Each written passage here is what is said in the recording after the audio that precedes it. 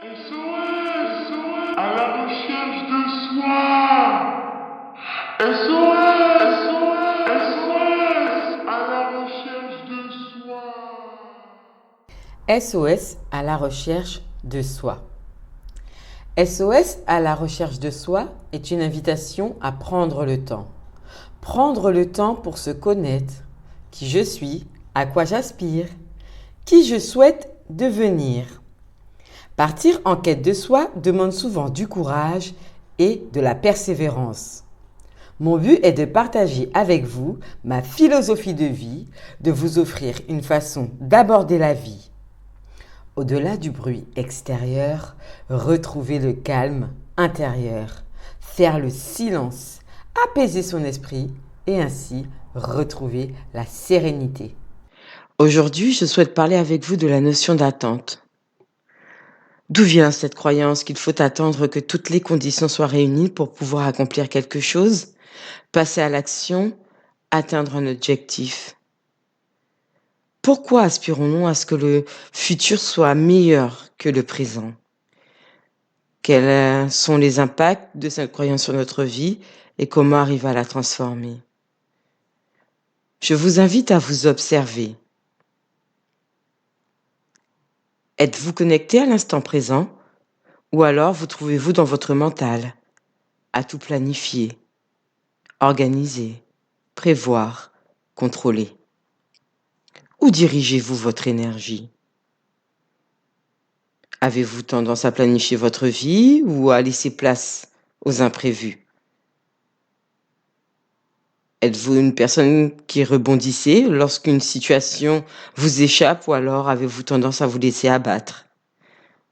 Êtes-vous plutôt dans un contrôle ou savez-vous lâcher prise? Chaque événement qui se présente à vous vous apporte des informations sur qui vous êtes. Pour se connaître, il va falloir développer sa capacité d'observation, observer ce qui se passe en nous, observer nos réactions, nos comportements. Il va s'agir de s'observer avec bienveillance, sans jugement, pour ainsi comprendre notre fonctionnement intérieur et donc se connaître. Lorsque nous sommes face à une prise de décision, notre mental va se référer à nos expériences antérieures pour se projeter vers un futur idéal. Ma question est, pendant ce temps-là, où êtes-vous? Dans votre tête ou dans l'ici et maintenant, capable d'observer ce qui se passe? Être dans sa tête vous empêche d'être conscient de ce qui se déroule dans l'instant présent. Cela va entraîner de l'inaction, on se met à procrastiner, à se trouver des excuses et même à espérer que les choses changent d'elles-mêmes.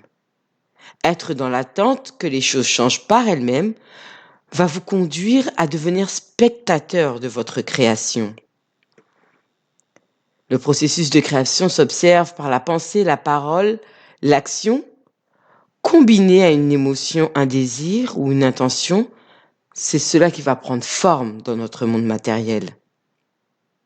Alors comment arriver à transformer cette croyance? L'attente découle d'une énergie de manque. Cette vibration va créer une situation dans le monde réel.